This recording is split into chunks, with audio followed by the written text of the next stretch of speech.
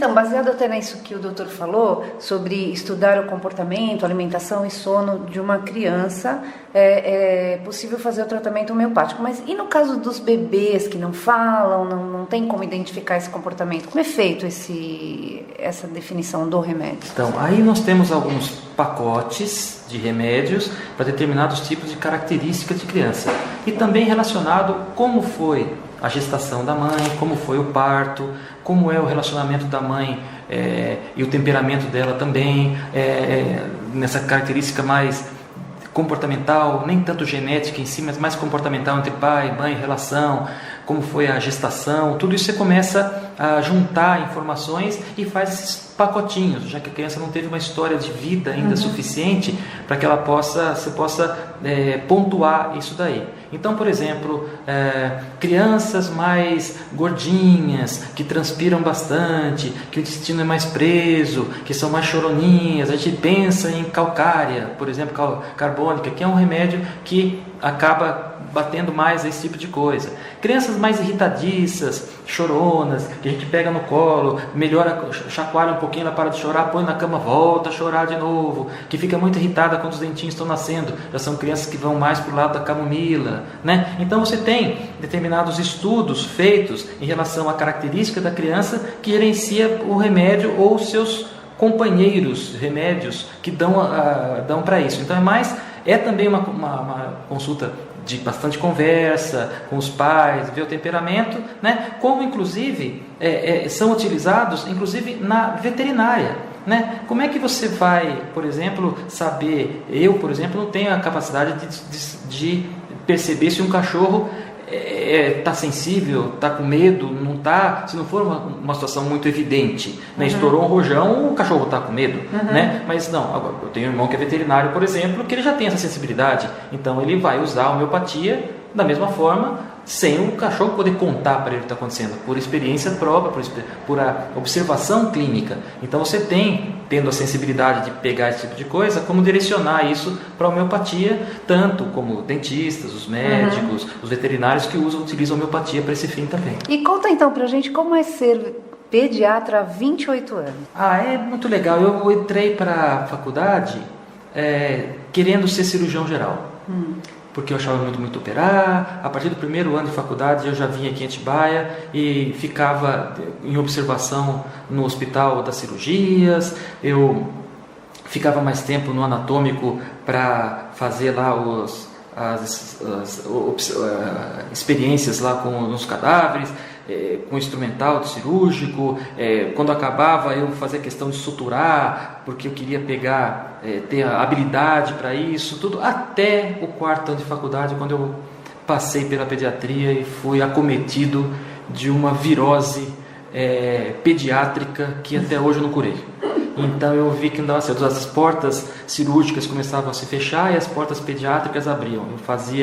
Ia para a cirurgia, a mãe falava: doutor, mas você não quer dar uma olhadinha no meu filho também? As enfermeiras falavam: olha, o doutor ia chamar tal médico, mas se o senhor gosta de criança, você não quer vir dar uma olhadinha nessa criança aqui para mim?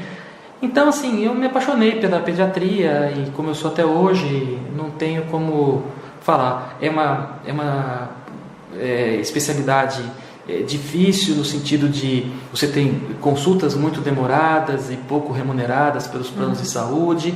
Nós estamos tendo uma escassez muito grande de pediatras. A grande maioria dos pediatras estão indo para o lado dos plantões do que dos consultórios, uma vez que os planos não os remuneram muito e o horário de plantão é mais caro, né?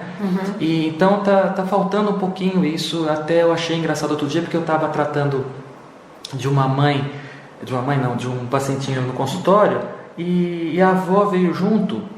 E eu estava explicando essa parte de homeopatia e a avó falou: mas que saudade de que eu tenho um pediatra, a senhora não atende adulto? Eu falei: não atendo, estou entendendo mais pediatria mesmo, né? Mas eu acho que a gente está sentindo um pouquinho de falta daquele pediatra mesmo que conversava, tal. Eu sou ainda um romântico dessa época.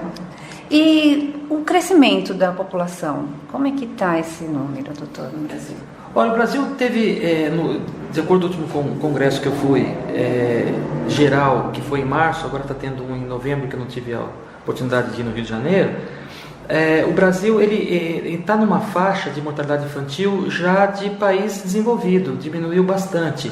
a ponto de há 2 anos os nenês já não receberem mais a vitamina A, já não tem tanta necessidade, mas pode manter só a vitamina D agora, que sempre dava vitamina A e D para a criança, e a vitamina A por conta muito dessa parte relacionada à mortalidade infantil, né? Países de primeiro mundo, países desenvolvidos, tinham menos mortalidade infantil e tinham índice de vitamina A muito elevados. Então começou-se a fazer isso no Brasil por muitos anos e agora já não está. Então houve uma certa melhora nesse tipo de situação, e parece também que pela própria dificuldade de custos, as famílias estão ficando um pouco menores, e uma certa abertura em relação a meios anticoncepcionais por conta até dos medos de doenças sexualmente transmissíveis. Ainda precisa melhorar muito sobre isso, mas não tenho dúvida que houve uma diminuição do número de nascimentos em relação, pelo menos nas áreas maiores, por conta desses cuidados também que houveram nas doenças sexualmente transmissíveis, né? Mas tem muita mamãe novinha, né? Criança tendo criança, né? Ainda, né, doutor? Muito, muito mesmo. Segundo uma pesquisa,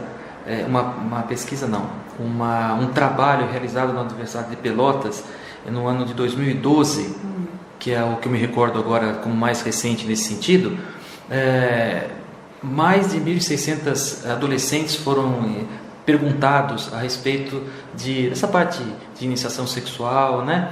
E notou-se que nas meninas, cerca de 80% das meninas já tinham atividade sexual de 14 a 15 anos de idade, né? Onde se esperava alguma coisa relacionada a 17 anos, mais ou menos, de média. Os meninos um pouquinho mais tarde, 15 para 16. Né? Então, se já está havendo uma atividade sexual, e a gente pode... Pelotas é uma cidade do Rio Grande do Sul que representa um pouco bem o Brasil em relação a isso, né? Pelo menos o Sudeste em relação a essa parte, né? Se a gente tem uma atividade sexual muito recente, né? É uma criança, praticamente um adolescente, que não sabe como levar isso, não tem uma consciência do quanto isso é problemático, no sentido de precisar usar preservativo, do que uma gravidez vai ter. Então vai para acontecer mais gravidez mesmo, né? Agora, se a gente retornar no tempo para o tempo dos meus avós ou bisavós, elas casavam com 13 anos e era uma coisa normal, né? A expectativa de vida era de 40 a 50 anos, né? O Império Romano 25 anos a expectativa de vida de uma pessoa. Hoje nós estamos ultrapassando os 80 anos. Meus pacientes que nascem hoje aqui, se não tiverem 100 anos, ou eu ou a mãe está fazendo alguma coisa errada, porque eles vão ter que chegar perto de 90, 100 anos agora, quem está nascendo nessa época agora, em relação a isso. Então, essa relação era feita antigamente, e as famílias tinham 12, 13 filhos e ficavam juntos mais tempo. Hoje você tem esse contato com um garoto de 15, 16 anos, a menina de 14 anos, que não vão ter como levar isso aí para frente, nem uma gravidez, vão acabar ficando com os pais também. Então, ainda tem esse tipo de situação que está acontecendo. Mas assim, eu não sei se por orientação ou porque nós estamos tendo, com essa globalização, a informação está chegando mais rápido. Eu acho que sempre houve esse tipo de situação. Entendi. E agora a gente está tendo mais informação. Hoje a gente percebeu esses conflitos que houveram em Paris, ou essa ruptura da represa em Mariana, e ficamos sabendo depois de poucos minutos do que aconteceu, né? Todo mundo tem um celular hoje, todo mundo é um repórter fazendo isso. Então essa globalização também interfere nas crianças para isso. Então você sabe, hoje uma menina pega um celular com 11, 12 anos de idade e pode ter o mundo inteiro na mão em relação a isso, né? De sites legais ou não legais, e a coisa vai. É mais ou menos por aí.